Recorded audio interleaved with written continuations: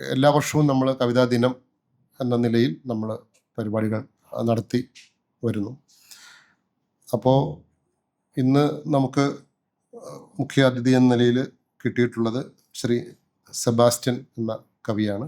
അദ്ദേഹം നമ്മൾ ഏറെ ചർച്ച ചെയ്യുന്ന, പ്രത്യേകിച്ച് നമ്മുടെ അക്കാഡമിക് മേഖലയെ ചർച്ച ചെയ്യുന്ന ഉത്തരാധുനികത എന്ന ഒരു പ്രസ്ഥാനം, കവിതാ പ്രസ്ഥാനം രൂപപ്പെടുന്ന ഒന്നാം ഗണത്തിൽ പെടുന്ന ഒരു കവിയാണ്. ഞങ്ങളൊക്കെ അതിൻ്റെ രണ്ടാം ഗണത്തിൽപ്പെടുന്ന കവികളിൽപ്പെടുന്നവരാണ്. SP ഒക്കെ അതിൻ്റെ മൂന്നാം ഗണത്തിൽപ്പെടുന്ന. ഞങ്ങളുടെ ഡിഗ്രി കാലത്താണ് പ്രത്യേകിച്ച് പോസ്റ്റ് മോഡേൺ എന്ന് പറയുന്ന ഒരു ആശയം ചർച്ച ചെയ്യുന്നത്. പോസ്റ്റ് മോഡേൺ കവികൾ എന്ന് പറഞ്ഞിട്ട് തന്നെ ചൂണ്ടിക്കാണിക്കുന്ന ഒരുപിടി കവികൾ അന്ന് നിലനിന്നിരുന്നു. ആ സമയത്ത് അവരെല്ലാം അന്ന് യുവാക്കളായിരുന്നു. അപ്പോൾ ആരാണ് പോസ്റ്റ് മോഡേൺ കവികൾ എന്ന് ചോദിക്കുമ്പോൾ Anwar Ali, Anitha Thampi, KR Tony, S Joseph, Sebastian, അങ്ങനെ പറയുന്ന ഒരു നിരയെ നമ്മളിങ്ങനെ ചൂണ്ടിക്കാണിക്കുന്നുണ്ട്.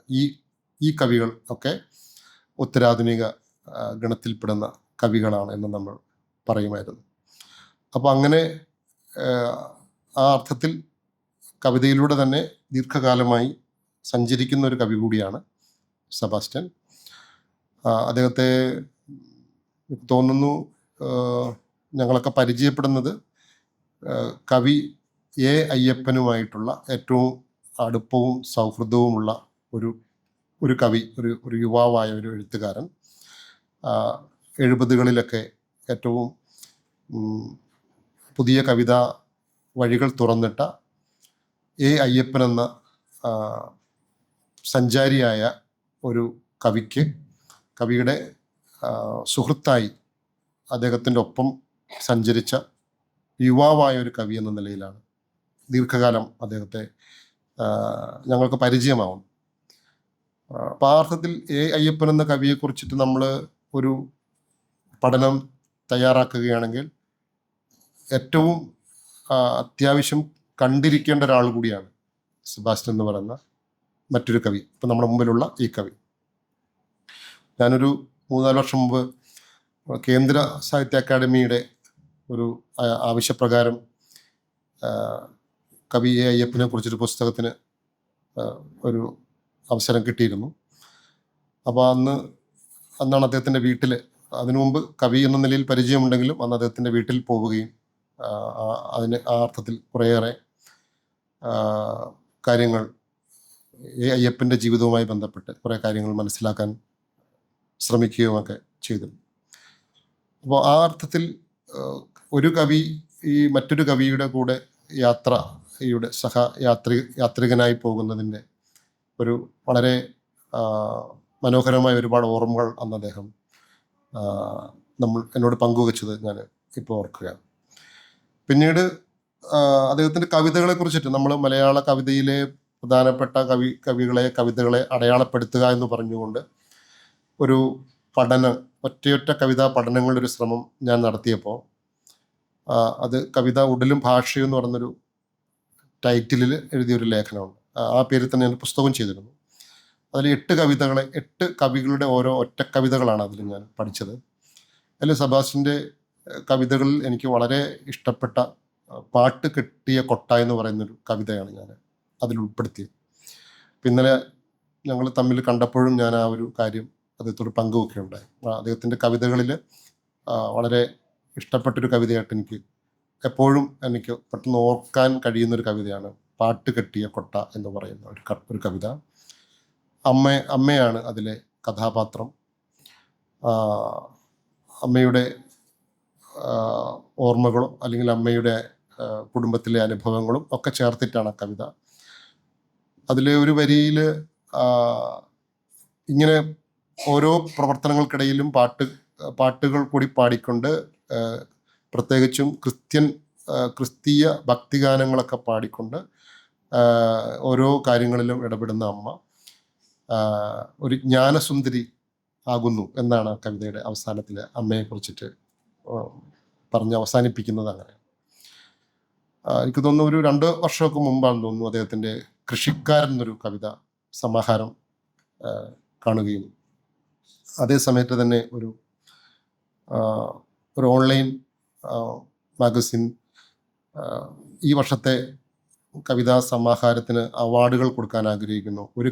നിങ്ങളും ഒരു കവിത അതിൽ നിർദ്ദേശിക്കണം എന്ന് പറഞ്ഞുകൊണ്ടൊരു അറിയിപ്പ് തരികയും, ഈ കൃഷിക്കാരൻ എന്ന കവിതയാണ് ഞാൻ അന്ന് ആ സമയത്ത് അവരോട് നിർദ്ദേശിച്ചത്. എന്തുകൊണ്ടോ എൻ്റെ നിർദ്ദേശം കൊണ്ടൊന്നുമല്ല, ആ വർഷം അവരുടെ അവാർഡ് സെബാസ്റ്റ്യനാണെന്ന് കിട്ടിയത്. ഈ വർഷം നോക്കുമ്പോൾ ഈ കൃഷിക്കാരൻ എന്ന കവിത 8ാം ക്ലാസ്സിലെ പാഠപുസ്തകത്തിൽ കുട്ടികൾക്ക് പഠിക്കാനുണ്ട് എന്ന് കാണാൻ ഇടയായി. വളരെ സന്തോഷം തോന്നി.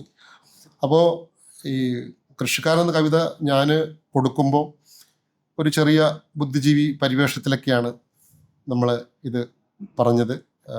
പാരിസ്ഥിതിക കവിത എന്നൊക്കെയുള്ള രൂപത്തിലേക്കാണ് നമ്മൾ പറഞ്ഞത്.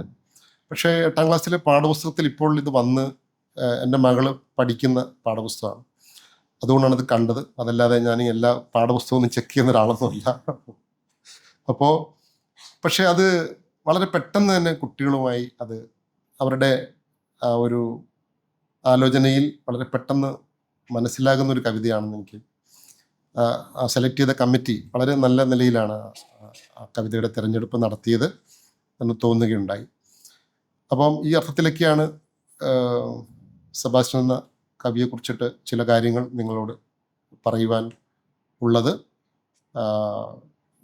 നമ്മുടെ ക്ഷണം സ്വീകരിച്ച് നമ്മുടെ ഡിപ്പാർട്ട്മെൻറ്റിൽ എത്തിയ പ്രിയപ്പെട്ട കവി, മലയാളത്തിലെ പ്രിയപ്പെട്ട കവി ശ്രീ സെബാസ്റ്റ്യൻ, സർവകലാശാലയുടെയും മലയാള പഠന വകുപ്പിൻ്റെയും ഓരോ ഗവേഷക വിദ്യാർത്ഥി സുഹൃത്തുക്കളുടെയും പേരിൽ ഞാൻ സ്വാഗതവും ആമുഖവും നേരുന്നു. അധ്യക്ഷ വേദി അലങ്കരിച്ച ആദരണീയനായ മലയാളത്തിൻ്റെ ശ്രദ്ധേയനായ കവി MP മനോജ് സാർ, മറ്റ് അധ്യാപകരെ, ഏറ്റവും പ്രിയമുള്ള കുട്ടികളെ, നിങ്ങൾക്കെല്ലാവർക്കും എൻ്റെ നമസ്കാരം. ഈ പരിപാടിയിലേക്ക് എന്നെ വിളിച്ചത് എൻ്റെ പ്രിയപ്പെട്ട സുഹൃത്തായ കവിയായ മനോജ് സാറാണ്. അതുകൊണ്ട് തന്നെ മനോജ് സാറിനോട് മാത്രമല്ല,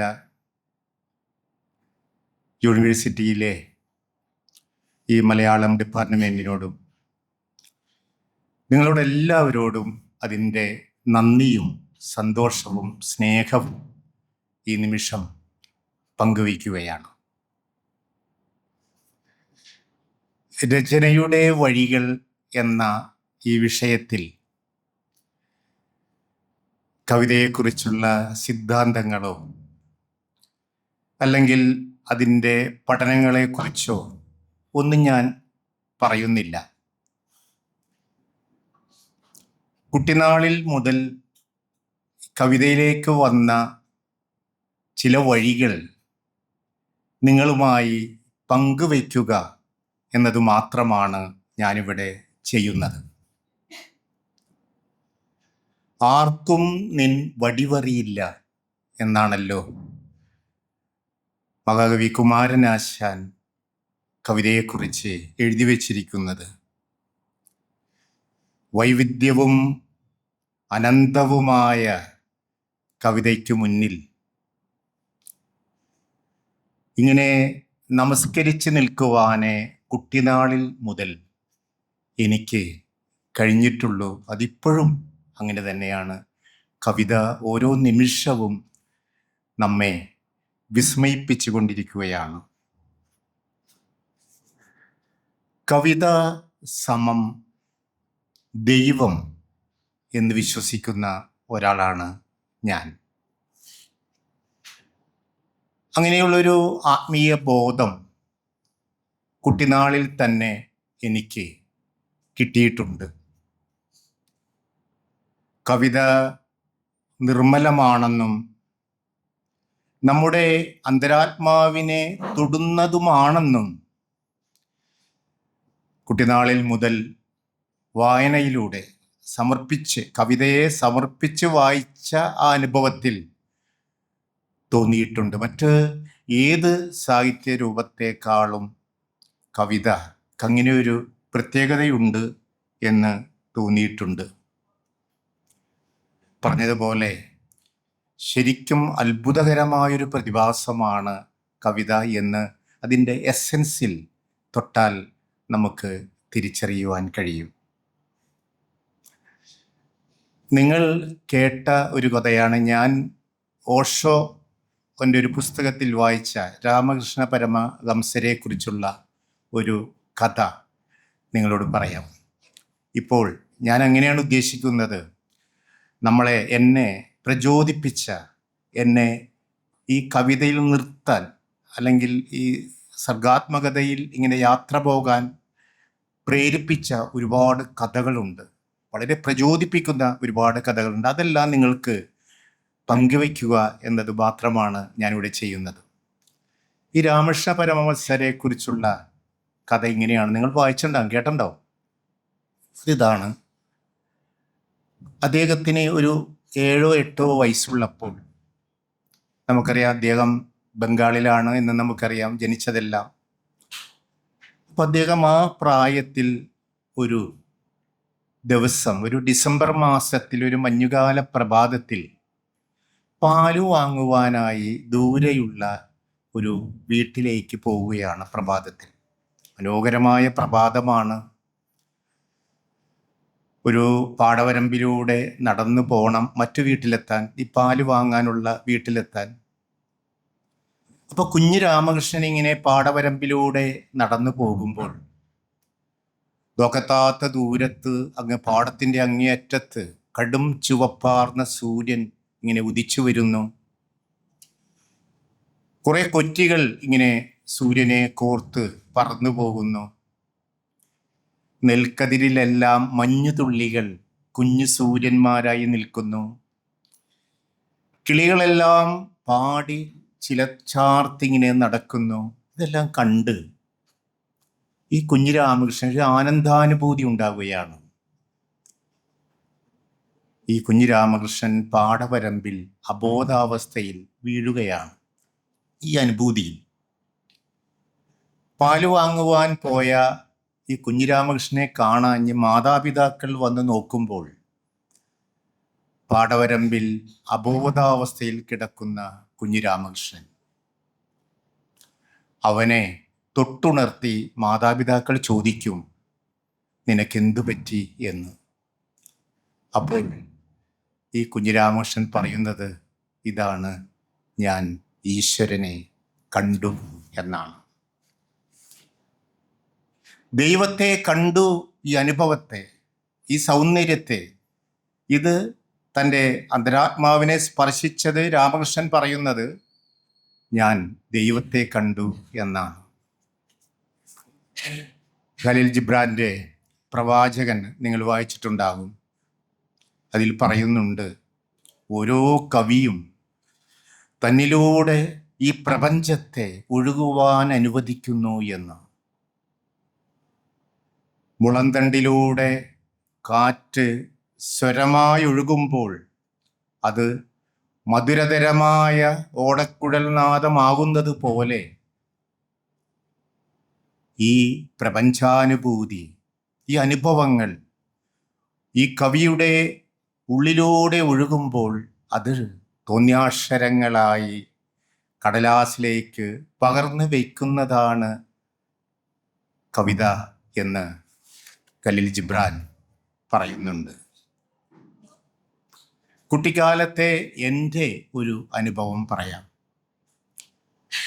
4ാം ക്ലാസ്സിൽ പഠിക്കുമ്പോൾ അന്ന് പള്ളിക്കൂടത്തിൻ്റെ ഉമ്മറത്ത് ഒരു വലിയ, വളരെ വൃദ്ധനായ ഒരു വാഗമരമുണ്ട്. ഈ വാഗമരത്തിൻ്റെ ഒരു പ്രത്യേകത, വസന്തകാലത്ത് അതിൻ്റെ ഇലകളെല്ലാം പൊഴിഞ്ഞ് നിറയെ ചുവന്ന പൂവായി നിൽക്കും. അപ്പം ഞങ്ങൾ കൂട്ടുകാരുമായി ഈ വാഗമരച്ചോട്ടിൽ ഇൻ്റർവെൽ സമയത്തെല്ലാം കളിക്കാനെല്ലാം പോകുമായിരുന്നു. ഒരു ദിവസം ഈ വാഗമരത്തിൻ്റെ പൊങ്ങി നിൽക്കുന്ന വേരുകളിൽ ഞങ്ങൾ ഇരുന്ന് കളിക്കും. ഒരു ദിവസം ഞാൻ തനിച്ച് ആ വേരുകളിൽ വന്ന് ഒറ്റയ്ക്കിരിക്കുമ്പോൾ നിറയെ ചുവന്ന പൂക്കൾ ഉണ്ട്. അത് കാറ്റിലിടയ്ക്കിടെ ഇങ്ങനെ വീഴുന്നുണ്ട്. വാഗമരക്കൊമ്പിലിരുന്ന് ഒരു കുയിൽ പാടുന്നുണ്ട്. ഇതെല്ലാം കണ്ട് എനിക്ക് തോന്നിയ എന്തൊക്കെയോ എൻ്റെ സ്ലേറ്റിൽ കുറിച്ചു വെച്ചു. എന്നിട്ട് വസന്തകാലം എന്ന് അതിന് പേരിട്ടു. ഞാനത് എൻ്റെ ടീച്ചറെ, സിബിലി എന്നാണ് ക്ലാസ് ടീച്ചറുടെ പേര്, 4ാം ക്ലാസ്സിൽ പഠിപ്പിച്ചിരുന്ന ടീച്ചറുടെ പേര്, ടീച്ചറെ അതുകൊണ്ടേ കാണിച്ചു. ടീച്ചർ അത് വായിച്ചിട്ട് എൻ്റെ തലയിൽ തലോടി എന്നെ അഭിനന്ദിച്ചു. അന്ന് അതെഴുതാൻ പ്രേരിപ്പിച്ച ഉൾപ്രഭാഗം എവിടെ നിന്ന് കിട്ടി? ആ നനവ് എവിടെ നിന്ന് കിട്ടി? ആ മാന്ത്രികതയാണോ ഈ സർഗശക്തി, ഈ സർഗാത്മകത എന്ന് പറയുന്നത്? അത് ആ മാന്ത്രികതയെ ആണോ? 11 പേരുള്ള ഒരു വീട്ടിലെ കുട്ടിയായിരുന്നു ഞാൻ. അപ്പനും അമ്മയും ഞങ്ങളെല്ലാവരും കൂടി 11 പേരുണ്ട്. ഒരു കുഞ്ഞു വീടായിരുന്നു. ആ കുഞ്ഞു വീട്ടിൽ അമ്മ, നേരത്തെ മനോജ് സാറോട് പറഞ്ഞതുപോലെ, ആ വീട്ടിലെ ഓരോ വീടുകളിലും അന്നത്തെ വീട്ടിലുണ്ടായിരുന്ന പ്രശ്നങ്ങളും ദുഃഖങ്ങളും ഇതിനെല്ലാം അതിജീവിക്കാൻ അമ്മ ഇങ്ങനെ എപ്പോഴും പാടി നടക്കുമായിരുന്നു. എപ്പോഴും ഇങ്ങനെ പാടും. അത് നമുക്ക് വിദ്യാഭ്യാസമൊന്നും ഉണ്ടായിരുന്നില്ല. എങ്കിലും ചങ്ങമ്പുഴയുടെ രമണൻ ഫുൾ കാണാതെ നമുക്കറിയാമായിരുന്നു. രമണൻ, അതുപോലെ വടക്കൻ പാട്ടുകൾ, അതുപോലെ തന്നെ പണ്ട് ഈ അമ്പലപ്പറമ്പുകളിൽ നിന്നും ഈ പള്ളി ഉത്സവപ്പറമ്പുകളിൽ നിന്നെല്ലാം ഒരു പാട്ട് പുസ്തകം കിട്ടുമായിരുന്നു. മറിയക്കുട്ടിക്കൊലക്കേസ്, സാറാക്കേസ് എന്നൊക്കെ പറഞ്ഞുള്ള പാട്ട് പുസ്തകങ്ങൾ. ഇതെല്ലാം അമ്മക്ക് മനഃപ്പാഠമായിരുന്നു. ഇതെല്ലാം അമ്മ എല്ലാ പ്രശ്നങ്ങളിലും, അമ്മ മുറ്റമടിക്കുമ്പോൾ, അടുക്കളയിൽ പാചകം ചെയ്യുമ്പോൾ എല്ലാം ചിലപ്പോൾ ചങ്ങമ്പുഴ രമണന്റെ വരികളായിരിക്കും ചൊല്ലുക, ചിലപ്പോൾ ഈ ഉണ്ണിയാർച്ചയുടെ ധീരഗാഥകളായിരിക്കും ചൊല്ലുക, അല്ലെങ്കിൽ ഈ സാറാ കേസിലെ വരികളായിരിക്കും ചൊല്ലുക. ഇതെല്ലാം ഇങ്ങനെ ചൊല്ലി നടക്കുന്ന ഒരു ശീലം അമ്മക്കുണ്ടായിരുന്നു. അന്ന് എൻ്റെ വീട്ടിൽ പത്രങ്ങളോ പുസ്തകമോ ഒന്നും ഉണ്ടായിരുന്നില്ല. ആകെ ഉണ്ടായിരുന്നത്, ഒരു ക്രിസ്ത്യൻ വീടായതുകൊണ്ട് ബൈബിൾ മാത്രമാണ് ഉണ്ടായിരുന്നത്. ബാക്കിയൊന്നും വീട്ടിലൊന്നും ഉണ്ടായിരുന്നില്ല. സത്യത്തിൽ എനിക്ക് പിന്നീട് തോന്നിയിട്ടുണ്ട്, ഈ അമ്മയുടെ ഈ പാട്ടുകളിൽ നിന്നാണോ കവിതയുടെ ആദ്യത്തെ വിത്ത് എനിക്ക് കിട്ടിയത് എന്ന് ഞാൻ പലപ്പോഴും ഓർത്തിട്ടുണ്ട്. പിന്നീട് അമ്മയുടെ വേർപാടിന് ശേഷം ഒരു ദിവസം ഒട്ടും പ്രതീക്ഷിക്കാതെ ഈ പാട്ട് കെട്ടിയ കൊട്ട എന്ന കവിത, അമ്മയെക്കുറിച്ചുള്ള കവിതയാണ് മനോജ് സാറോട് പറഞ്ഞത്. ആ കവിത ഞാൻ എഴുതുന്നു. ഒരു ദിവസം അമ്മയെക്കുറിച്ച് ഓർക്കുമ്പോൾ ആ കവിത ഇങ്ങനെ വന്നു. ഈ ജീവിതം ആ കവിതയിൽ ഞാൻ ആവിഷ്കരിച്ചിട്ടുണ്ട്. ഏകദേശം 5ാം ക്ലാസ്സിൽ പഠിക്കുമ്പോഴാണ് വീടിനടുത്തുള്ള ഗ്രാമീണ വായനശാലയിൽ ചെന്ന് ചേരുന്നത്. അപ്പോഴാണ് വായന തുടങ്ങുന്നത്. അപ്പോഴും നിരന്തരം ഈ കവിത കുത്തിക്കുറിക്കുമായിരുന്നു. അങ്ങനെ അക്കാലത്ത് ഈ ഗവൺമെൻറ് സ്കൂളുകളിൽ സ്നേഹസേന എന്നൊരു മാസികയുണ്ടായിരുന്നു. ആ വർഷം ഞാൻ 5ാം ക്ലാസ്സിൽ പഠിക്കുന്ന കാലത്ത് അവർ സംസ്ഥാനതല ഒരു കവിതാ മത്സരം നടത്തി. അതിൽ 1ാം സമ്മാനം ലഭിച്ചു. അത് വലിയൊരു പ്രോത്സാഹനമായിരുന്നു. അന്നവിടെ പ്രയറിൽ കുറച്ച് പുസ്തകങ്ങളെല്ലാം തന്ന് അന്ന് എച്ച് എം വളരെ നമ്മളെ പ്രോത്സാഹിപ്പിച്ചു. ഏകദേശം ഞാനിതെല്ലാം എന്നെക്കുറിച്ച് തന്നെ പറയുന്നത്, എഴുത്തിലോട്ട് നിങ്ങൾ വരുവാൻ ഉള്ള സാഹചര്യങ്ങൾ നിങ്ങൾക്കും ഈ സർഗസൃഷ്ടി, സർഗാത്മകത എന്ന് പറയുന്നത് നിസ്സാരമല്ല, അതൊരു നിധിയാണ് എന്ന് നിങ്ങളെ ബോധ്യപ്പെടുത്താൻ വേണ്ടി മാത്രമാണ് ഞാൻ ഈ എന്നെക്കുറിച്ച് തന്നെ, അത് ഇങ്ങനൊരു വാക്കുണ്ടല്ലോ, ഞാൻ ആണ് ഈ ലോകത്തിലെ ഏറ്റവും അശ്ലീല പദമെന്ന്.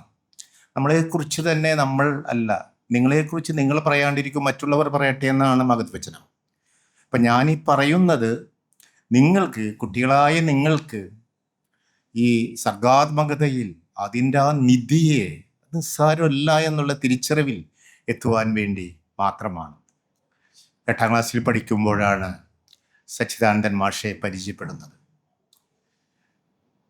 ആ കാലം 80കൾ ആദ്യം, 70കൾ അവസാനം, 80കൾ ആദ്യം എല്ലാം നമുക്കറിയാം, ഒരു പ്രത്യേക രാഷ്ട്രീയ നെക്സ്റ്റേറ്റ് മൂവ്മെൻറ്റിൻ്റെ ഒരു വലിയൊരു സജീവത കേരളത്തിലുണ്ടായിരുന്നൊരു കാലമാണ്.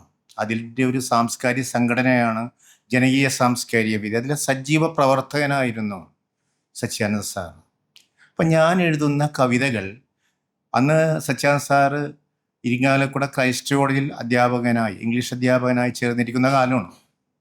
ഞാൻ എഴുതിയ കവിതകൾ കാണിക്കാൻ വേണ്ടി സച്ചിദാനന്ദ സാറിൻ്റെ വീട്ടിൽ പോവും. അദ്ദേഹത്തിൻ്റെ വീടിൻ്റെ പേര് ബോധി എന്നായിരുന്നു.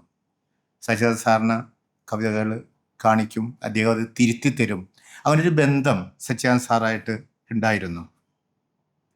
അക്കാലത്ത് എന്നോട് കവിത എഴുതി വരുന്ന ഒരാളെന്ന നിലയിൽ എന്നോട് അദ്ദേഹം നിർബന്ധമായി വായിച്ചിരിക്കണം എന്ന് പറയുന്ന 2 പുസ്തകങ്ങൾ, ഒന്ന് വിവേകാനന്ദ സാഹിത്യ സർവസ്വവും, മറ്റൊന്ന് പഴയ നിയമവും പുതിയ നിയമവും ചേർന്ന ബൈബിളും ആയിരുന്നു. അതെന്നോട് പറഞ്ഞ്, സെബാസ്റ്റ്യനെ കവിതയിൽ മുന്നോട്ട് പോകാൻ താല്പര്യമുണ്ടെങ്കിൽ ഈ 2 കൃതിയും നിർബന്ധമായി വായിച്ചിരിക്കണം എന്ന് പറഞ്ഞു. ബൈബിൾ വീട്ടിലുണ്ട്, പക്ഷെ അന്ന് വരെയും വായിച്ചിട്ടൊന്നും ഉണ്ടായിരുന്നില്ല. പക്ഷേ ഈ രാമകൃഷ്ണ ദേവൻ്റെ ഒരു മഠം തൃശ്ശൂരുണ്ടായിരുന്നു. അവിടെ ഞാൻ അപ്പനോട് പറഞ്ഞ് അവിടെ നിന്ന് ഈ വിവേകാനന്ദ സാഹിത്യ സർവസ്വം മേടിച്ച് അക്കാലത്ത് തന്നെ വായന ആരംഭിച്ചു. പിന്നീട് KG ശങ്കരപ്പിള്ള റിൽക്കെയെക്കുറിച്ച്, മരിയ റിൽക്കെയെക്കുറിച്ചൊരു ലേഖനത്തിൽ ഞാൻ വായിച്ചിട്ടുണ്ട്. റിൽക്കെ പറഞ്ഞൊരു കാര്യമാണ്, ഈ ലോകത്തുണ്ടായ, ഇന്ന് വരെ ഉണ്ടായ, അല്ലെങ്കിൽ ഉണ്ടായിട്ടുള്ളതും ഇനി ഉണ്ടാകാനിരിക്കുന്നതുമായ ഏറ്റവും നല്ല ഒരു കാവ്യ പുസ്തകമാണ് ബൈബിൾ എന്ന് ആ റിൽക്കെ പറഞ്ഞിട്ടുണ്ട്. അതുപോലെ എമേഴ്സൺ പറഞ്ഞ ഒരു വാചകം അക്കാലത്ത് എന്നെ പ്രചോദിപ്പിച്ചതാണ്. അതിതാണ്, നിങ്ങൾക്ക് വലിയ വ്യക്തികളാകണോ, നിങ്ങൾ വലിയ വായനക്കാരനാകൂ അല്ലെ വായനക്കാരിയാകൂ എന്നാണ് എമേഴ്സൺ പറഞ്ഞിട്ടുള്ളത്. ഈ വായനയിൽ ഈ ബൈബിളും ഈ രാമകൃഷ്ണ പരമഹംസൻ നമ്മുടെ വിവേകാനന്ദ സ്വാമിയുടെ സാഹിത്യ സർവസ്വവും മറ്റു പുസ്തകങ്ങളും, അക്കാലത്താണ് വൈലോപ്പിള്ളിയൊക്കെ വായിച്ചു തുടങ്ങുന്നത്. അക്കാലത്തെല്ലാം എനിക്ക് കിട്ടിയ ഒരു വല്ലാത്തൊരു ആനന്ദമുണ്ട്. ഇപ്പം ഇവരൊക്കെ ഈ വലിയ കവികളെല്ലാം നിർദ്ദേശിച്ചതിന് ശേഷമാണ് നമ്മൾ ഈ വായന. അപ്പോൾ വീട്ടിൽ ഞാൻ നേരത്തെ പറഞ്ഞ പോലെ പുസ്തകങ്ങളില്ല, പത്രമില്ല, വായനയില്ല, ഒന്നുമില്ല. കാരണം അവർക്ക് അത് അക്ഷരങ്ങളെക്കുറിച്ചൊന്നും അറിയില്ല. അമ്മ ഇങ്ങനെ പാടി നടക്കും എന്ന് മാത്രമേ ഉണ്ടായിരുന്നുള്ളൂ. പക്ഷെ ഈ വായനച്ചപ്പുണ്ടായ ഒരു ആനന്ദാനുഭൂതി, അത് പറഞ്ഞറിയിക്കാൻ കഴിയാത്തൊരു ചിത്രങ്ങളാണ് മനസ്സിൽ ഇങ്ങനെ കൂറിയിട്ടത്. നിങ്ങൾ കേട്ടിട്ടുണ്ടാവും, സെയിൻറ്റ് അഗസ്റ്റീൻ്റെ ലോകപ്രശസ്തമായ ഒരു ആത്മകഥയുണ്ട്. അദ്ദേഹത്തിന് എൻ്റെ ജീവിതം പറയുന്നത്, ഏകദേശം 32 വയസ്സ് വരെ അദ്ദേഹം തൻ്റെ ജീവിതത്തിലെ എല്ലാ മലിനമായ വഴികളിലൂടെ നടന്നൊരു വ്യക്തിയാണ് അദ്ദേഹം. സമ്പന്നമായ വീടായിരുന്നു, എല്ലാ സൗകര്യങ്ങളുള്ള വീടായിരുന്നു, എല്ലാ അഴുക്കുചാലിലൂടെയും, അതായത് ജഡീയമായ ആനന്ദങ്ങൾ, മദ്യാസക്തി, അങ്ങനെ എല്ലാ രീതിയിലുള്ള ആ ആനന്ദത്തിൽ നടന്നൊരു വ്യക്തിയായിരുന്നു ഈ അഗസ്റ്റിൻ. ആ ജീവിതമാണ്, അതാണ് അദ്ദേഹം ഈ ആത്മകഥയിൽ എഴുതിയിട്ടിരിക്കുന്നത്. 32-ാമത്തെ വയസ്സിൽ അദ്ദേഹത്തിന് സുബോധം ഉണ്ടാകുകയും താൻ ചെയ്യുന്ന യാത്ര ശരിയല്ല എന്ന് കരുതി അദ്ദേഹം ഈ സർഗജീവിതത്തിലോട്ട്, സർഗാത്മകതയിലോട്ട് വന്നപ്പോഴുണ്ടായ ആനന്ദാനുഭൂതിയെക്കുറിച്ച് 2 വരിയിൽ അദ്ദേഹം ഈ ആത്മകഥയുടെ ആമുഖക്കുറിപ്പിൽ എഴുതി വച്ചിട്ടുണ്ട്. അതിങ്ങനെയാണ്: ഇത്രയും പുരാതനവും ഇത്രയും നവീനവുമായ സൗന്ദര്യമേ, നിന്നെ സ്നേഹിക്കാൻ ഞാൻ താമസിച്ചു പോയല്ലോ എന്ന്. എനിക്കും നമ്മൾക്കെല്ലാവർക്കും ഈ സർഗജീവിതത്തിൻ്റെ അമൂല്യനിധി കണ്ടെത്തുമ്പോൾ, അതിൻ്റെ വെട്ടം കിട്ടുമ്പോൾ നമുക്കും പറയാൻ കഴിയും, ഇത്രയും പുരാതനവും ഇത്രയും നവീനവുമായ സൗന്ദര്യമേ, നിന്നെ സ്നേഹിക്കാൻ ഞാൻ താമസിച്ചു പോയല്ലോ എന്ന്. അത്ഭുതം കൂറാനാവാതെ ഒരു വരി പോലും, കവിതയിൽ ഒരു വരി പോലും വായിക്കരുത് എന്ന് എന്നോട് പറഞ്ഞു തന്നത് കവി എ അയ്യപ്പനാണ്. കവിത വെറുതെ വായിച്ചു പോകുവാനുള്ളതല്ല എന്നും, അത് നമ്മുടെ ആത്മാവ് കൊണ്ട്, നമ്മുടെ ഉള്ളുകൊണ്ട്, ഉള്ളിലെ എല്ലാ ഇന്ദ്രിയങ്ങൾ കൊണ്ടും നുകരേണ്ട ഒന്നാണ് എന്നും. ഞാൻ ഈ കവിത എന്ന് മാത്രമല്ല പറയുന്നത്, എല്ലാ മൂല്യവത്തായ സാഹിത്യ സൃഷ്ടികളും അങ്ങനെ തന്നെയാണ്. നമ്മുടെ ആത്മാവിലെ എല്ലാ ഇന്ദ്രിയങ്ങളും കൊണ്ടും നുകരേണ്ട ഒന്നാണ് എന്ന് പറഞ്ഞു തന്നത് കവി എ അയ്യപ്പനാണ് എന്നോട് പറഞ്ഞു തന്നത്. എനിക്ക് 15 വയസ്സുള്ളപ്പോഴാണ് കവി എ അയ്യപ്പനെ പരിചയപ്പെടുന്നത്. അക്കാലത്ത് ഞാൻ നേരത്തെ പറഞ്ഞതുപോലെ തന്നെ ഈ നെക്സലൈറ്റ് സംഘടന, ജനകീയ സാംസ്കാരിക വേദിയുടെ ഒരു മാസിക അക്കാലത്തുണ്ടായിരുന്നു. ആ മാസികയുടെ പേര് പ്രേരണ എന്നായിരുന്നു. അതെല്ലാ മാസവും കോഴിക്കോട് നിന്നാണ് ഇറങ്ങിയിരുന്നത്. പിന്നെ അത് തൃശ്ശൂരിൽ നിന്നാക്കി. നമ്മുടെ KG ശങ്കരപ്പിള്ള സാറെല്ലാമായിരുന്നു അതിൻ്റെ എഡിറ്ററൊക്കെ അക്കാലത്ത്. സച്ചിദാനന്ദ മാഷ് ഉണ്ടായിരുന്നു. അതിൽ ഞാൻ മഹാബീർ എന്ന ഒരു കവിത അക്കാലത്ത് എൻ്റെ 15-ാമത്തെ വയസ്സിലാണ് ഈ പ്രേരണയിൽ എഴുതുകയാണ്. ഈ കവിത പ്രസിദ്ധീകരിച്ചു വന്നത് പ്രേരണ മാസികയുടെ നടുപേജിൽ ലെഫ്റ്റ് സൈഡിൽ എ അയ്യപ്പൻ്റെ കവിതയും റൈറ്റ് സൈഡിൽ എൻ്റെ കവിതയും അടിച്ചിട്ടാണ് വന്നത്. ആ കവിത വായിച്ചാണ് അയ്യപ്പൻ എനിക്ക് ഒരു കത്ത് എഴുതുന്നത്, ഒരു കാർഡിൽ കത്തെഴുതുന്നത്, അഭിനന്ദിച്ചുകൊണ്ട്. എങ്ങനെയോ എൻ്റെ അഡ്രസ്സ് കണ്ടുപിടിച്ച് പുള്ളി എനിക്ക് എഴുതുന്നത്. ഇനി മഹാബീർ എന്താണെന്ന് പറയാം. മഹാബീർ ബംഗാളിലെ ഋഷ വലിക്കുന്ന ഒരു ഋഷക്കാരനായ കവിയായിരുന്നു. അദ്ദേഹം ശാന്തിനികേതനിലെ ഒരു തെരുവിൽ ഒരു ആക്സിഡൻറ്റിൽ മരിച്ചു കിടക്കുന്നതായി ഒരു പത്രവാർത്ത ഞാൻ വായിക്കാനിടയെ മാതൃഭൂമിയിൽ. ഇത് വായിച്ചപ്പോഴുണ്ടായ ഒരു അനുഭവത്തിൽ നിന്നാണ് പിന്നീട് ഈ മഹാബീർ എന്ന കവിതയുണ്ടായത്. അതന്ന് പ്രേരണയിൽ അയക്കുകയും അത് പ്രസിദ്ധീകരിച്ചു വരികയും ചെയ്തു. ആ കവിത അയ്യപ്പൻ്റെ കൂടെ വരികയും അങ്ങനെ അയ്യപ്പനേക്ക് കത്തെഴുതുകയും അങ്ങനെയാണ് അയ്യപ്പന് പരിചയപ്പെടുവാൻ സാഹചര്യം ഉണ്ടായതും. അയ്യപ്പൻ എനിക്ക് കത്തെഴുതി, നിന്നെ കാണണമെന്നുണ്ട്, ഞാൻ എറണാകുളം മഹാരാജാസ് കോളേജിലെ മെൻസ് ഹോസ്റ്റലിൽ ഉണ്ടാവും. അന്ന് ഈ പറഞ്ഞതുപോലെ മൊബൈൽ ഫോണില്ല, ഒന്നുമില്ലാത്ത കാലമാണ്. ലാൻഡ് ഫോണും തന്നെ അപൂർവമായിട്ടുള്ളൂ. അതും കൊടുങ്ങല്ലൂരിൽ നിന്ന് അന്ന് ഒരു പുഴയിൽ, നമ്മുടെ പെരിയാറിൽ നിന്നൊരു ബോട്ടിൽ അക്കരെ ഇറങ്ങി എറണാകുളം ജില്ലയിൽ ഇറങ്ങി കുറേ സമയമെടുക്കും അവിടെ കാണാനൊക്കെ പോകാൻ, അയ്യപ്പനെ കാണാൻ പോകും. എങ്കിലും ഞാൻ പോയി അയ്യപ്പനെ പോയി പരിചയപ്പെടുകയും അന്ന് മഹാരാജാസ് കോളേജിൻ്റെ മെൻസ് ഹോസ്റ്റലിൽ അദ്ദേഹം ഉണ്ടായിരുന്നു. പരിചയപ്പെട്ട് പിന്നെ അത് വലിയ ഒരു ബന്ധത്തിൻ്റെ തുടക്കമായിരുന്നു അന്ന്. അക്കാലത്തെ തന്നെ അയ്യപ്പൻ എന്നെ അന്ന് ഞാൻ അയ്യപ്പനെ പരിചയപ്പെടുന്ന കാലത്ത് ജോൺ അബ്രഹാം സിനിമാക്കാരനായ ജോൺ അബ്രഹാമും കൂടെ ഉണ്ടായിരുന്നു. അങ്ങനെ ജോൺ അബ്രഹാമും എൻ്റെ കൂട്ടുകാരനായി അക്കാലത്ത് തന്നെ. അന്ന് ഏറ്റവും പ്രിയപ്പെട്ട എൻ്റെ കവികൾ, അന്ന് ആശാനെയും വൈലോപ്പിള്ളിയെയും ഇടശ്ശേരിയെയും എല്ലാം വായിക്കുന്ന ആയിരുന്നു എങ്കിലും എൻ്റെ ഏറ്റവും പ്രിയപ്പെട്ട കവികൾ ബാലചന്ദ്രൻ ചുള്ളിക്കാടും അയ്യപ്പനുമായിരുന്നു. അപ്പം ഞാൻ ഈ അയ്യപ്പനെ പരിചയപ്പെടുന്നതിന് മുമ്പ് തന്നെ അയ്യപ്പൻ ആണ് എനിക്ക് ഏറ്റവും വലിയൊരു കവി. ആനുകാലികങ്ങളിലൊക്കെ സ്ഥിരം എഴുതുന്ന ആള്. മാത്രമല്ല ഒരു ഭയങ്കരമായിട്ടൊരു വ്യത്യാസമുള്ളൊരു കവി. അതുപോലെ ബാലേന്ദ്രനും അങ്ങനെ വ്യത്യസ്തപ്പെട്ടൊരു കവി. പക്ഷെ ബാലേന്ദ്രൻ നേരത്തെ തന്നെ ഞാൻ പരിചയപ്പെട്ടിരുന്നു. സച്ചിദാനന്ദ സാറിൻ്റെ വീട്ടിൽ ചെല്ലുമ്പോൾ അവിടെ വെച്ച് ആണ് ഞാൻ ബാലേന്ദ്രനെ, അദ്ദേഹം വന്ന അരവിന്ദൻ്റെ പോക്കുവെയിൽ എന്ന സിനിമയിലേക്ക് അഭിനയിക്കാൻ പോകുന്നു. ആ കാലത്താണ് പരിചയപ്പെട്ടത് സച്ചിദാനന്ദ സാറിൻ്റെ വീട്ടിൽ വെച്ച്. പക്ഷേ പിന്നീട് ഈ ബാലേന്ദ്രന് ശേഷം അയ്യപ്പനെ പരിചയപ്പെടുന്നത് ഇങ്ങനെ മഹാരാജാസ് കോളേജിൽ വെച്ചാണ്.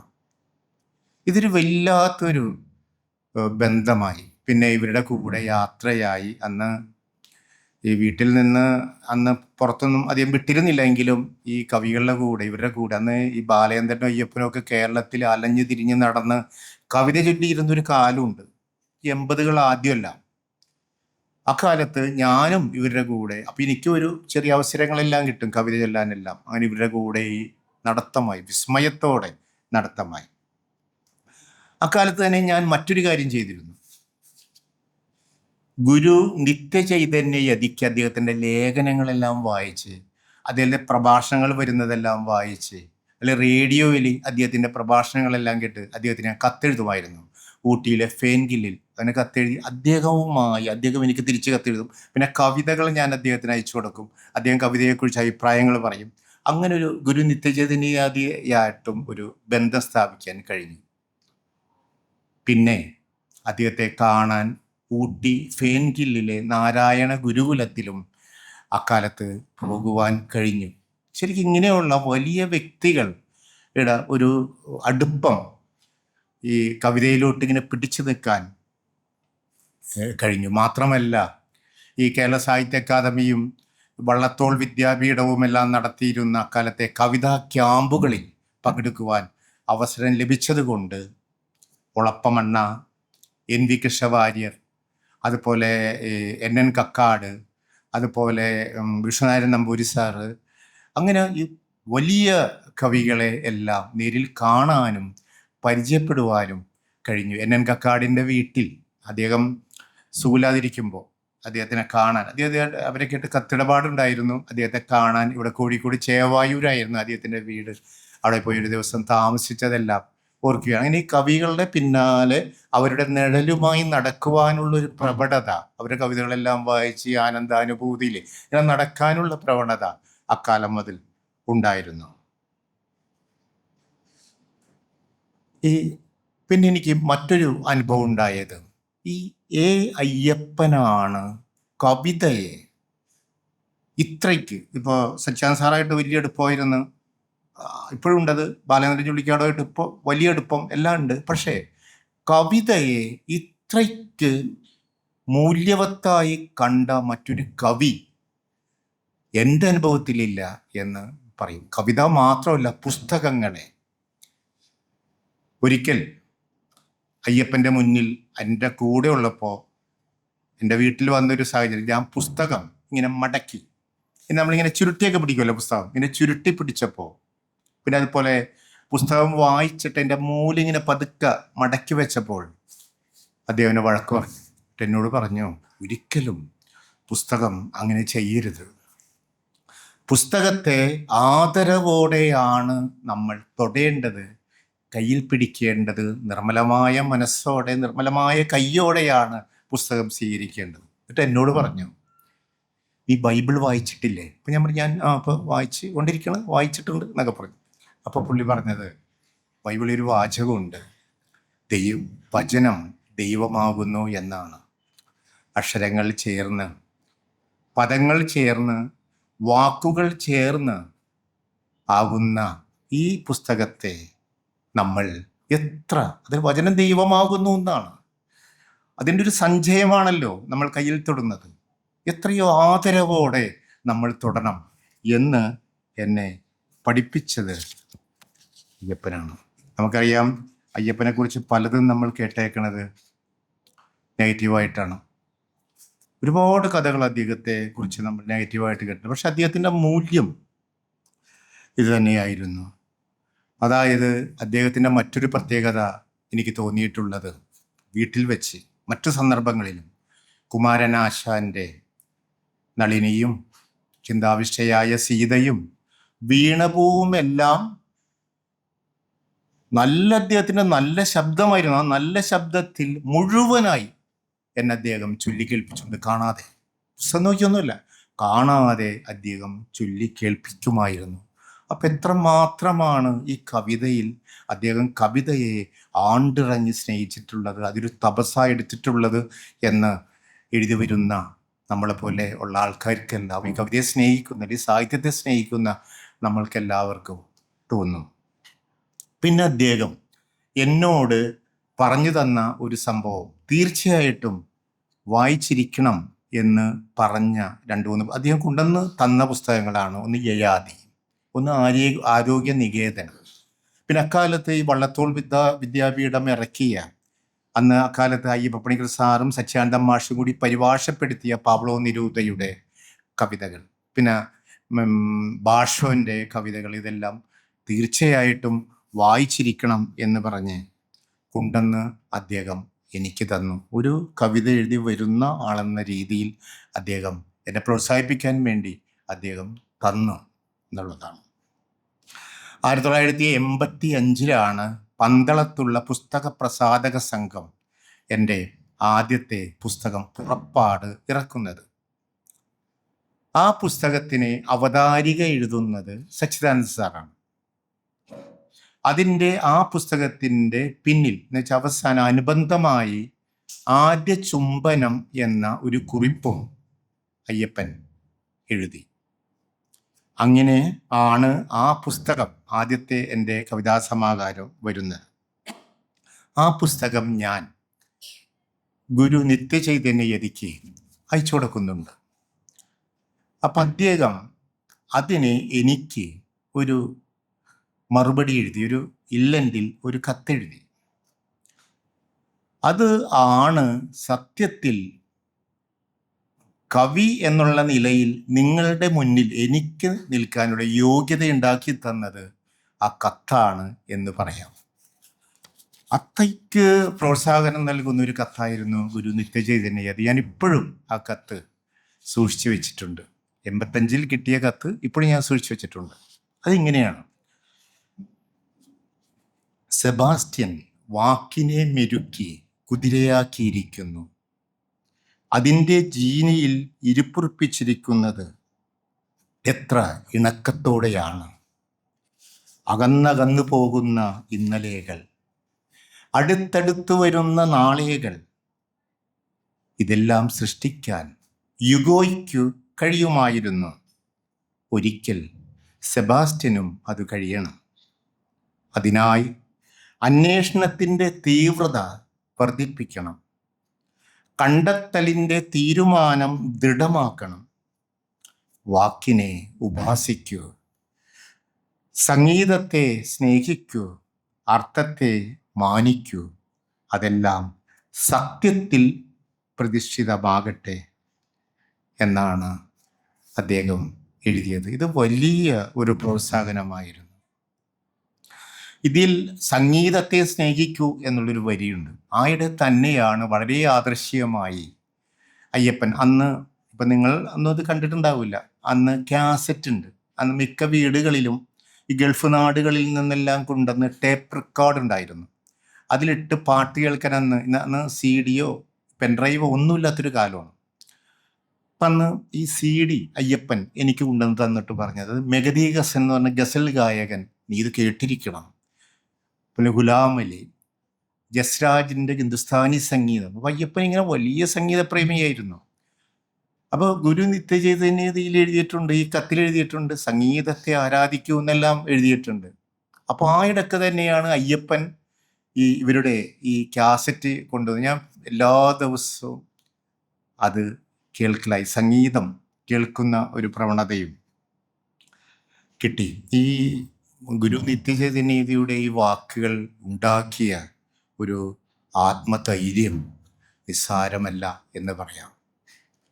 ആയിടെ തന്നെ അദ്ദേഹത്തിൻ്റെ ഒരു പ്രഭാഷണം പറവൂര് വെച്ച് കേട്ടു, ഗുരു നിത്യചൈതന്യതി കേരളത്തിൽ വന്നപ്പോൾ. അതിൽ കുമാരനാശാൻ്റെ ഒരു കഥ പറയാണ്. ഏകദേശം 17-18 വയസ്സുള്ളപ്പോഴുള്ള കുമാരനാശാൻ്റെ ജീവിതം പറയാണ്. അന്ന് ആശാൻ കുറച്ച് ശൃംഗാര ശ്ലോകങ്ങളും അതുപോലെ കുറച്ച് ഭക്ത ശ്ലോകങ്ങളും മാത്രം എഴുതി കവി എന്നുള്ള രീതിയിൽ ഒരു അറിയപ്പെടുന്ന ആളല്ല. അദ്ദേഹം നാരായണ ഗുരുവിൻ്റെ ശിഷ്യനാണ്. പക്ഷേ നാരായണ ഗുരു അദ്ദേഹത്തെ ഇംഗ്ലീഷ് പഠിക്കുവാനായി ഡോക്ടർ പൽപുവിൻ്റെ കൂടെ കൽക്കത്തയിൽ വിടുന്നുണ്ട്. അവിടെ വെച്ച് കുമാരനാശാൻ, കുമാരു എന്നാണ് അദ്ദേഹത്തിൻ്റെ അന്നത്തെ പേര്, അദ്ദേഹം അവിടെ ഭാവി പ്രവചിക്കുന്ന ഒരാളുടെ അടുത്ത് ചെല്ലുന്നു. അദ്ദേഹമായി സംസാരിച്ചെല്ലാം ഇരുന്ന് ആ ഭാവി പ്രവചിക്കുന്ന ആൾ ഈ ആശാനോട്, ഈ കുമാരുവിനോട് പറയുകയാണ്, നിങ്ങളുടെ നാട്ടിലെ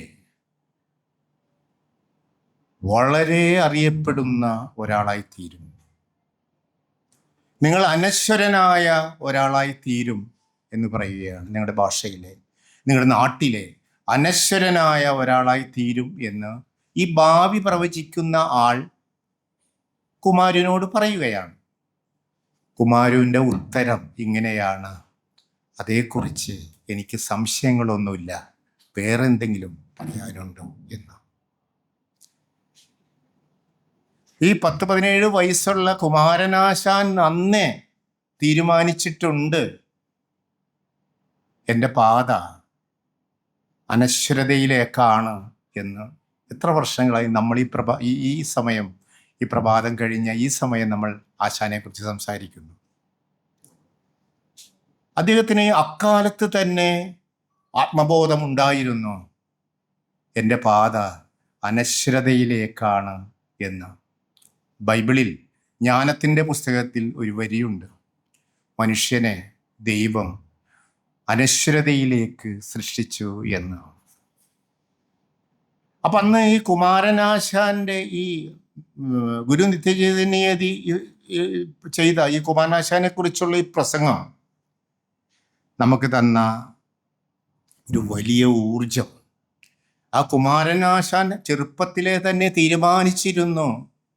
ഇന്ന് നമുക്കറിയാം, ഒരു ദിവസം പോലും അദ്ദേഹത്തെ പഠിക്കാത്ത യൂണിവേഴ്സിറ്റികളുണ്ടോ മലയാളത്തിൽ?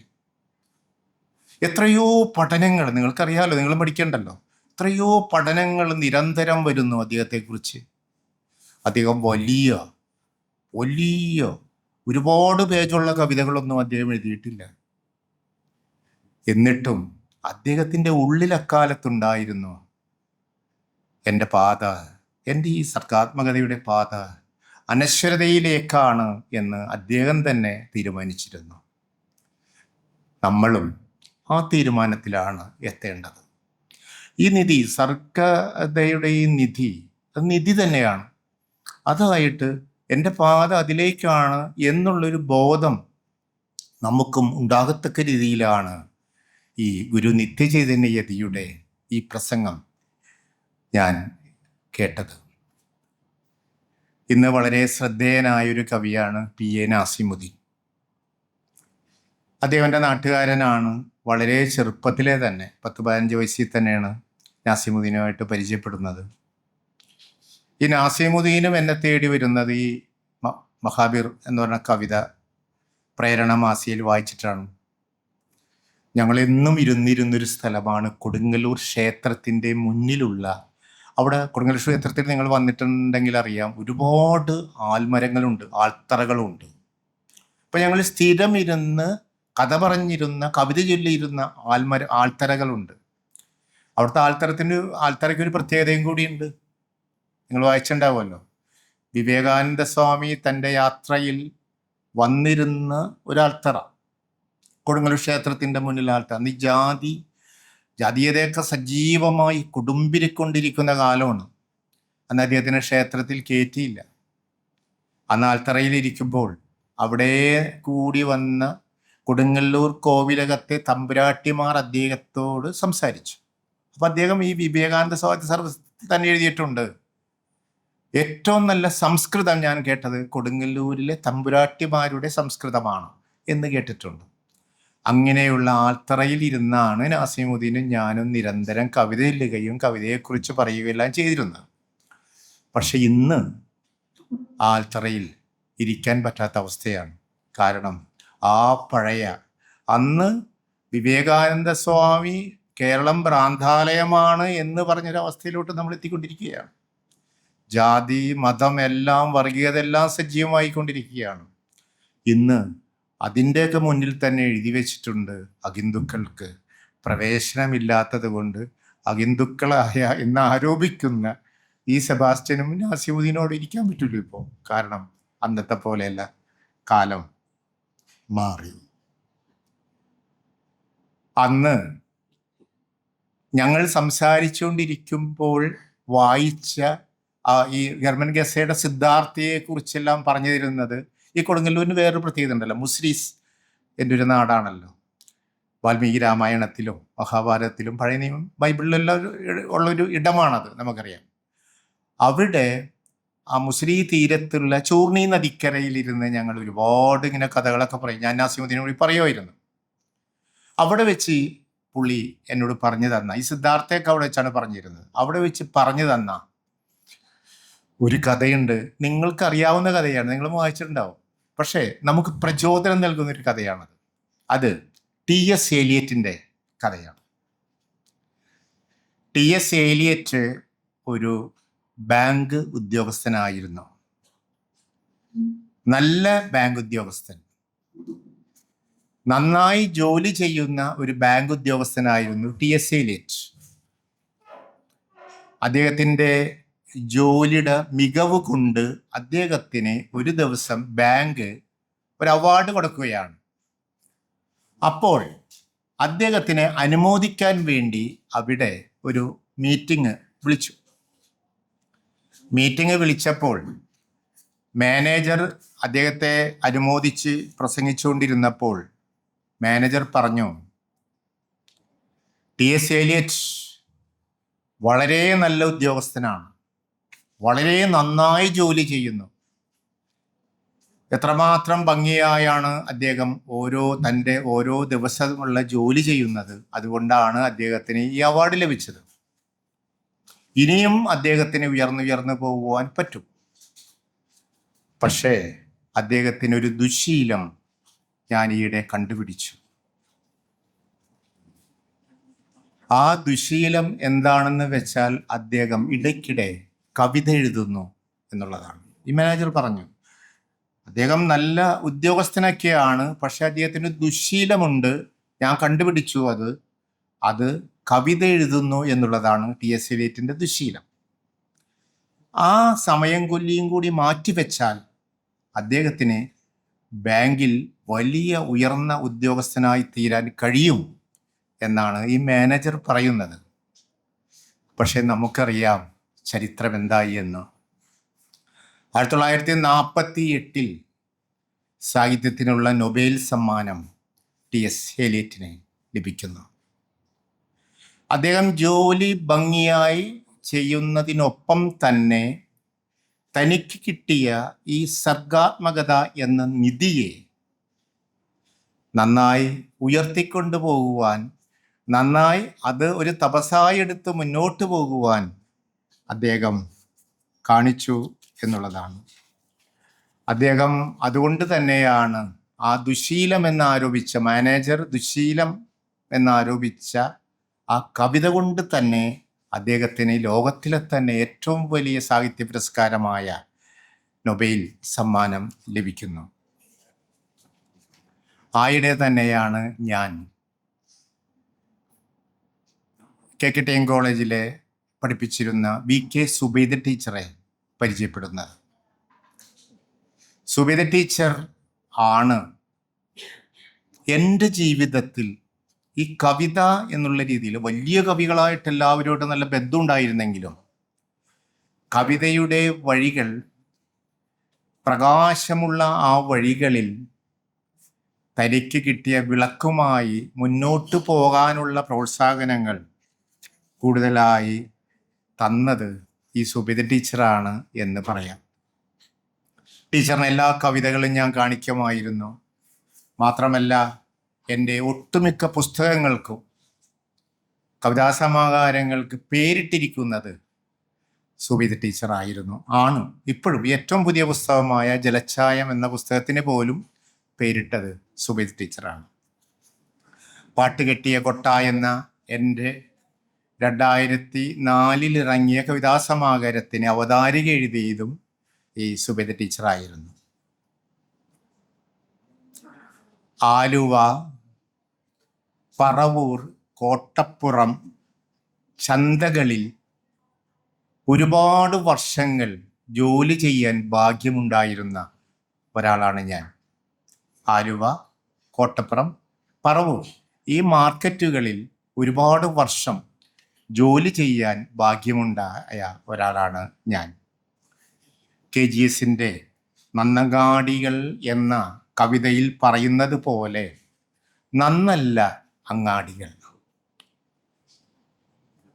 അതായത് തുറന്നതും നിഗൂഢവുമായ ഒരു ജീവിതത്തിൻ്റെ അടരുകൾ ഈ ചന്തകളിൽ ഉണ്ട് എന്നുള്ളതാണ്. പണ്ട് ശവം സൂക്ഷിച്ചിരുന്ന ഒന്നായിരുന്നല്ലോ നന്നങ്ങാടികൾ. അതുപോലെയാണ് ചന്തകൾ അങ്ങാടികൾ എന്നാണ് ഈ കവിതയിൽ പറയുന്നത്. ആലുവയിലെ ചന്തയിലെ ഞങ്ങളുടെ കടയുടെ പിന്നിലുള്ള ഒരു മുറിയിൽ അയ്യപ്പൻ വർഷങ്ങളോളം താമസിച്ചിട്ടുണ്ട്. കവി അയ്യപ്പൻ 1990 മുതൽ 2008 വരെ അദ്ദേഹം വന്നും പോയും. അദ്ദേഹം നമുക്കറിയാം ഒരു യാത്രികനാണ്, എപ്പോഴും യാത്ര ചെയ്യുന്ന ഒരാളാണ്. എങ്കിലും അദ്ദേഹം വന്നും പോയും താമസിച്ചിരുന്ന ഒരു ഇടമാണ് ആലുവ ചന്തയിലെ നമ്മുടെ കടയുടെ പിന്നിലുള്ള ഒരു മുറിയിലായിരുന്നു അദ്ദേഹത്തിൻ്റെ താമസം. അവിടുത്തെ ചുമട്ട് തൊഴിലാളികൾ എഴുതി വെച്ചു അതിൻ്റെ മുന്നിൽ അയ്യപ്പ നിവാസ് എന്ന ഒരു ചെറിയൊരു ബോർഡ് പോലും അവിടെ വെച്ചതായിട്ട് ഓർക്കുന്നുണ്ട്. അയ്യപ്പന് കേരള സാഹിത്യ അക്കാദമി അവാർഡ് 1999 ലഭിക്കുന്നത്. വെയിൽ തിന്നുന്ന പക്ഷി എന്ന പുസ്തകത്തിനാണ്. അപ്പോൾ ഞങ്ങൾ 2000 മെയ് 1 അദ്ദേഹത്തിന് ഒരു സ്വീകരണം, അദ്ദേഹത്തിന് അനുമോദനം കൊടുക്കുകയാണ്.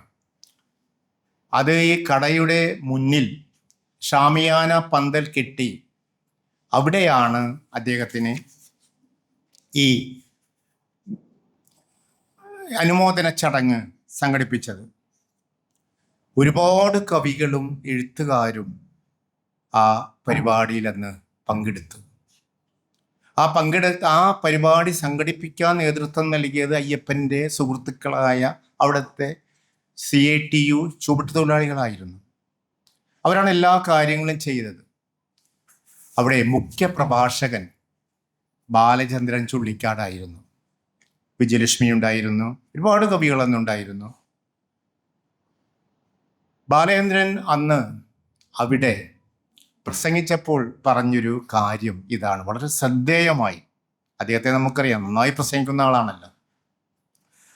അദ്ദേഹം പറഞ്ഞു, ഞാൻ ചന്തയിൽ പ്രസംഗിക്കുവാൻ യോഗ്യനായ ഒരാളല്ല. ഇതിന് അവസരം നൽകിയത് അയ്യപ്പനും ഈ സെബാസ്റ്റ്യനും കൂടിയാണ്. പണ്ട് പുരാതന കാലത്ത് ചന്തകളിൽ അങ്ങാടികളിൽ സംസാരിച്ചിട്ടുള്ളത് ശ്രീബുദ്ധനും സോക്രട്ടീസും യേശുദേവനുമെല്ലാമാണ്. ആ മഹാരഥന്മാർ പ്രസംഗിച്ച ആ ഇടം ആണ് ചന്ത. അവിടെ ആണ് എളിയവനായ ഞാനും പ്രസംഗിക്കുന്നത് എന്ന് അന്ന് അയ്യപ്പൻ പറഞ്ഞു. മാത്രമല്ല, ഈ അയ്യപ്പനെ കാണാൻ അക്കാലത്ത് ഒരുപാട് കവികൾ, മലയാളത്തിലെ കവികൾ മാത്രമല്ല എഴുത്തുകാരുമെല്ലാം അയ്യപ്പനെ കാണാൻ വേണ്ടി അവിടെ ആലുവ മാർക്കറ്റിൽ വന്നിട്ടുണ്ട്. ഒരിക്കൽ യാത്രാമധ്യേ അവർ എവിടെയോ പോയതാണ്. അന്ന് അവർ ഇവിടെ കാക്കനാട് അവർ ഒരു ഫ്ലാറ്റിൽ താമസിക്കുന്ന, കടവന്ത്ര ഫ്ലാറ്റിൽ താമസിക്കുന്ന ഇടക്കാണ് മാധവിക്കുട്ടി മാർക്കറ്റിൽ അയ്യപ്പനുണ്ട് എന്നറിഞ്ഞു കഴിഞ്ഞിട്ട് അവിടെ അയ്യപ്പനെ കാണാൻ വേണ്ടി വന്ന ഒരു ദിവസം ഞാൻ ഓർക്കുകയാണ്. സത്യത്തിൽ ഈ അനുഭവങ്ങളെല്ലാം പറയുന്നത്, ഈ കവിതയെക്കുറിച്ചുള്ള ഈ അനുഭവങ്ങൾ, ഈ അനുഭവങ്ങൾ എങ്ങനെയാണ് എനിക്ക് ഈ കവിതയിൽ നിൽക്കാൻ, അത് കൈവിട്ട് കളയാതെ നിൽക്കാനുള്ള പ്രോത്സാഹനം കിട്ടിയതെന്ന് നിങ്ങളെ ധരിപ്പിക്കാൻ വേണ്ടിയാണ്.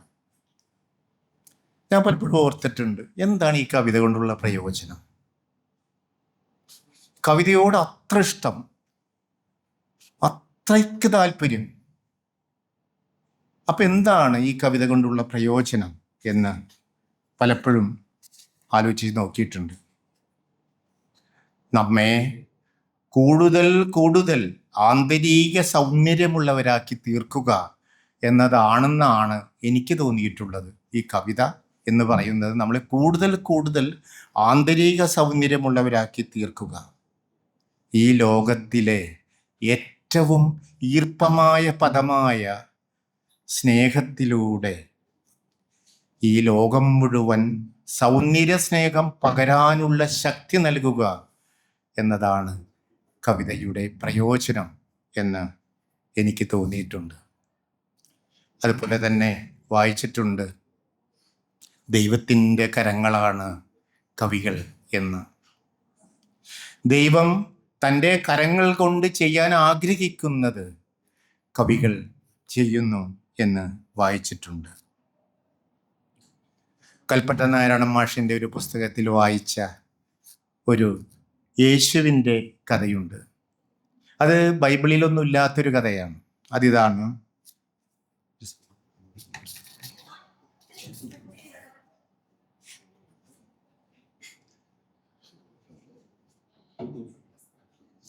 ഒരിക്കൽ യേശുദേവന്റെ അടുത്ത് കുറെ കൊള്ളക്കാർ വരികയാണ്. അദ്ദേഹം പച്ചവെള്ളത്തെ വീഞ്ഞാക്കുന്നു, കുഷ്ഠരോഗിയെ സുഖപ്പെടുത്തുന്നു, കടലിൻ്റെ മീതെ നടക്കുന്നു, അതുപോലെ മരിച്ചവരെ ഉയർപ്പിക്കുന്നു. ഈ അത്ഭുതങ്ങൾ നടത്തുന്നു യേശു. ഇതിൻ്റെ സൂത്രപദം, ഇതിൻ്റെ പാസ്വേഡ് വേണമെന്ന് പറഞ്ഞാണ് ഈ കൊള്ളക്കാർ വരുന്നത്. യേശുദേവൻ ഒരു മടിയില്ലാതെ ഈ സൂത്രപദം ഈ കൊള്ളക്കാർക്ക് കൊടുക്കുകയാണ്. അവർക്ക് സന്തോഷമായി. ഈ സൂത്രപദവുമായി കൊള്ളക്കാർ കാട്ടിലൂടെ തിരിച്ചു പോകുമ്പോൾ അവിടെ ഒരു വലിയ വന്യമൃഗത്തിൻ്റെ അസ്ഥികൂടം കിടക്കുന്നതായി കാണുകയാണ്. അപ്പോൾ ഈ കൊള്ളത്തലവനൊരു ആഗ്രഹം, ഈ സൂത്രപദം ഉപയോഗിച്ച്, അദ്ദേഹം ഈ മരിച്ച ആൾക്കാരെ ഉയർപ്പിക്കുക ചെയ്യുന്നതാണല്ലോ, ഒന്ന് പ്രയോഗിച്ചു നോക്കിയാലോ എന്ന് കരുതി ഈ അസ്ഥികൂടത്തിൽ ഈ സൂത്രപദം പ്രയോഗിക്കുകയാണ്. ആ നിമിഷം അതൊരു വലിയ ചീറ്റപ്പുലിയായിരുന്നു ഉയർത്തെഴുന്നേൽക്കുകയാണ്. ചീറ്റപ്പുലി ആദ്യം തന്നെ ഈ കൊള്ളത്തലവനെ പിടിച്ചാക്രമിച്ച് ഭക്ഷിക്കുകയാണ്. ഇത് കണ്ട് മറ്റു കൊള്ളക്കാരെല്ലാവരും ഓടി രക്ഷപ്പെടുകയാണ്. ഈ സർഗാത്മകത എന്ന് പറയുന്നത്, ഈ കവിത എന്ന് പറയുന്നത് അത്ഭുതങ്ങൾ സൃഷ്ടിക്കുന്നതാണ്. കവിത പച്ചവെള്ളത്തെ വീഞ്ഞാക്കും, കുഷ്ഠരോഗിയെ സുഖപ്പെടുത്തും, മരിച്ചവരെ ഉയർപ്പിക്കും. ഇങ്ങനെയാണല്ലോ പറയുന്നത്. ഈ ലോകത്തെ അതേപടി പകർത്തിവെക്കുന്നതല്ല കവിത, ഭാവന കൊണ്ട് മാറ്റിപ്പണിയുന്നതാണ് എന്നാണല്ലോ. ഇതെല്ലാം ചെയ്യും. പക്ഷേ അർഹരായവർക്ക് മാത്രമേ ഈ സൂത്രപദം ഉപയോഗിക്കുവാൻ കഴിയൂ എന്നാണ് ഈ കഥ നമ്മളോട് പറയുന്നത്. ഈ കഥ നമുക്ക് പറഞ്ഞു തരുന്നത് അതാണ്. അർഹരായവർക്കേ ഈ സൂത്രപദം ഉപയോഗിക്കുവാൻ കഴിയൂ എന്നുള്ളതാണ്. ഇങ്ങനെ ഈ അക്ഷരങ്ങളുടെ കൂടെ നടന്ന് അതുപോലെ ഈ ഒരു സമർപ്പണ ബുദ്ധി ഈ അക്ഷരങ്ങളോട് കാണിക്കുകയും ഇതെല്ലാം നടന്നത് കൊണ്ടാണ് ഞാൻ നേരത്തെ പറഞ്ഞതുപോലെ നിങ്ങളുടെ മുന്നിൽ ഇങ്ങനെ നിൽക്കാൻ ഒരു അർഹത കിട്ടിയത്. അതുകൊണ്ട് തന്നെയാണ് കവിതയുടെ ലക്ഷ്യം മനുഷ്യൻ്റെ കൂടെ നിൽക്കുക, ഏറ്റവും ചെറിയ മനുഷ്യൻ്റെ കൂടെ നിൽക്കുക, പ്രകൃതിക്കൊപ്പം നിൽക്കുക എന്നാണല്ലോ. അതായത് ക്രിസ്റ്റഫർ കൊയ്ലോ എന്ന ഒരു എഴുത്തുകാരൻ പറഞ്ഞിട്ടുണ്ട്, അതായത് കവിതയിലേക്ക് നാം പ്രവേശിക്കേണ്ടിയിരിക്കുന്നു. ശിശുക്കളെ പോലെ ചെറുതാവാതെ ദൈവരാജ്യത്തിൽ എന്ന പോലെ നമുക്കും കവിതയിൽ പ്രവേശനമില്ല എന്നാണ് ക്രിസ്റ്റഫർ കൊയ്ലോ പറയുന്നത്. അങ്ങനെ നമ്മൾ നമ്മുടെ യാത്രയിൽ ഞാൻ ഈ പറഞ്ഞ എൻ്റെ ഈ കുട്ടിനാളിൽ മുതലുള്ള ഈ കാവ്യയാത്രയിൽ കണ്ട ഒരുപാട് പറയാനുണ്ട്. പക്ഷേ ചെറിയ ചെറിയ അനുഭവങ്ങൾ ഞാൻ പറഞ്ഞതാണ്. രവീന്ദ്രനാഥ ടാഗോറിൻ്റെ അവസാന വിശ്രമകാലത്തെക്കുറിച്ചുള്ളൊരു കഥ ഈ ഓഷോൻ്റെ തന്നെ ഒരു പുസ്തകത്തിൽ വായിച്ചിട്ടുള്ളതാണ്. അതിങ്ങനെയാണ്: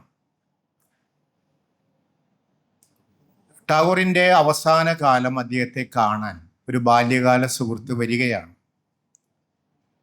അദ്ദേഹം ഈ ടാഗോറായിട്ട് ഇങ്ങനെ സംസാരിച്ചെല്ലാം ഇരിക്കുമ്പോൾ ഈ ബാല്യകാല സുഹൃത്ത് പറയും, ടാഗോർ, നീ എത്ര വലിയ മനുഷ്യനായി. നിന്റെ കവിത ബംഗാളിൽ മാത്രമല്ല, ഇന്ത്യയിൽ മാത്രമല്ല, ലോകം മുഴുവനും നിന്റെ കവിത ചൊല്ലി നടക്കുന്നു. നീ എത്രമാത്രം പുസ്തകങ്ങൾ എഴുതി, എത്രമാത്രം കവിതകൾ എഴുതി, നോവൽ, കഥ, നാടകം, സംഗീതം, എന്തെല്ലാം നീ ചെയ്തു, എത്രമാത്രം കലാപ്രവർത്തനങ്ങൾ നടത്തി, എത്രയോ പുരസ്കാരങ്ങൾ നിനക്ക് കിട്ടി, അവസാനം നിനക്ക് നൊബേൽ സമ്മാനം പോലും കിട്ടി. നീ എത്ര വലിയ വ്യക്തിയാണ് എന്ന് പറഞ്ഞപ്പോൾ ടാഗോർ പറഞ്ഞ ഉത്തരവ് ഇതാണ്: നീ പറയുന്നതെല്ലാം ശരിയാണ്, ഇതെല്ലാം പറഞ്ഞതെല്ലാം ശരി തന്നെ. പക്ഷേ എൻ്റെ കുട്ടിനാളിൽ മുതലുള്ള ജീവിതം എന്ന് വെച്ചാൽ ഞാൻ എഴുതേണ്ടുന്ന ഏറ്റവും നല്ല കവിത തേടിയുള്ള യാത്രയായിരുന്നു എൻ്റേത്. ഏറ്റവും നല്ല കവിത തേടിയുള്ള എൻ്റെ യാത്രയിൽ ഇതുവരെ അത് എഴുതിയിട്ടില്ല. എൻ്റെ ഈ യാത്രയിൽ എനിക്ക് കിട്ടിയ പാഥേയങ്ങളാണ്, വഴിച്ചോറാണ് ഈ കിട്ടിയ ഞാൻ എഴുതിയ പുസ്തകങ്ങളും, ഞാൻ എഴുതിയ കവിതകളും, ഞാൻ എഴുതിയ നോവലും, ഞാൻ ചെയ്ത ചിത്രങ്ങളും സംഗീതങ്ങളും എല്ലാം, അതുപോലെ എനിക്ക് കിട്ടിയ പുരസ്കാരങ്ങളെല്ലാം ആ പാഥേയങ്ങളാണ്, വഴിച്ചോറാണ്. ഞാൻ എഴുതേണ്ടുന്ന ഏറ്റവും നല്ല കവിത ഇതുവരെ ഞാൻ എഴുതിയിട്ടില്ല. ആ യാത്രയിലാണ് ഞാൻ ഇപ്പോഴും. എഴുതി വരുന്ന നമ്മളും എഴുത്തിലൂടെ പോകുന്ന നമ്മുടെയും ചിന്ത അത് തന്നെയാണ് വേണ്ടത്.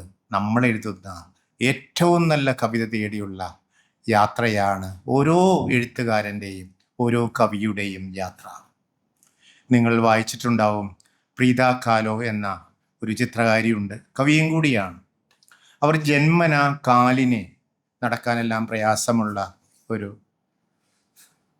വലിയ ലോകപ്രശസ്തയായ ഒരു കവിയും ചിത്രകാരിയുമാണ്. അവർ പറഞ്ഞ ഒരു വാചകം ഇതാണ്: വാടിപ്പോകാതിരിക്കാൻ ഞാൻ എന്നും പുഷ്പങ്ങളെ വരയ്ക്കുന്നു. അവർ ചിത്രകാരിയും കൂടിയാണ്. അവർ പറഞ്ഞതാണ്, എഴുതി വെച്ചതാണ്, വാടിപ്പോകാതിരിക്കാൻ ഞാൻ എന്നും പുഷ്പങ്ങളെ വരയ്ക്കുന്നു. നമുക്കും കുട്ടികളായ നിങ്ങളും തീരുമാനിക്കേണ്ടത് അതാണ്. വാടിപ്പോകാതിരിക്കാൻ നമുക്കും പുഷ്പങ്ങളെ വരയ്ക്കാം. ഞാൻ ഈ സംസാരിച്ചതിൽ എന്തെങ്കിലും ചോദിക്കാനുള്ളത്, ഞാൻ പുതിയ കാല കവിതയെക്കുറിച്ച്, കവിതയിലൊക്കെ ഒരുപാട് വിസ്മയങ്ങൾ നടക്കുന്നൊരു കാലമാണ്. നമുക്കറിയാം, കവിതയിൽ നമുക്ക് പ്രതീക്ഷയാണ്, കഥകളിലും അങ്ങനെ തന്നെ ഒരുപാട് വലിയ നമ്മളെ ഞെട്ടിപ്പിക്കുന്ന രീതിയിലാണ് നിങ്ങളുടെ പ്രായക്കാർ കവിതയിലൊക്കെ വരുന്നത്. അത്ഭുതങ്ങൾ സൃഷ്ടിച്ച കവിതകൾ ഉണ്ടാവുന്നുണ്ട്. ഞാൻ അതേക്കുറിച്ചൊന്നും വിശദീകരിക്കുന്നില്ല. കവിതയിലെ ഇപ്പം നേരത്തെ മനോജ് സാറ് പറഞ്ഞതുപോലെ കവിതയുടെ ഉത്തരാധുനികത, അതിനുശേഷം ഇപ്പോൾ വന്ന കവിതയുടെ അവസ്ഥ, അതിൻ്റെ ശാസ്ത്രീയമായി ഇതൊന്നും ഞാൻ പറഞ്ഞില്ല, എൻ്റെ അനുഭവങ്ങളാണ് പറഞ്ഞത്. അപ്പോൾ നമ്മൾ എഴുതി വരുന്ന ഇങ്ങനെ സർഗ സൃഷ്ടിയിലോട്ട് പോകാൻ തീരുമാനിക്കുന്ന നിങ്ങൾ തീരുമാനിക്കേണ്ടത് പ്രീതാക്കാലോ പറഞ്ഞ വാക്കുകൾ തന്നെയാണ്. വാടിപ്പോകാതിരിക്കാൻ നമുക്കെന്നും പുഷ്പങ്ങളെ വരയ്ക്കാൻ കഴിയണം. നിങ്ങൾ ചോദ്യങ്ങൾ എന്തെങ്കിലും ചോദിച്ചു കഴിഞ്ഞിട്ട് ഞാൻ 2 3 എൻ്റെ കവിതകൾ അവതരിപ്പിക്കാം. നന്ദി, നമസ്കാരം.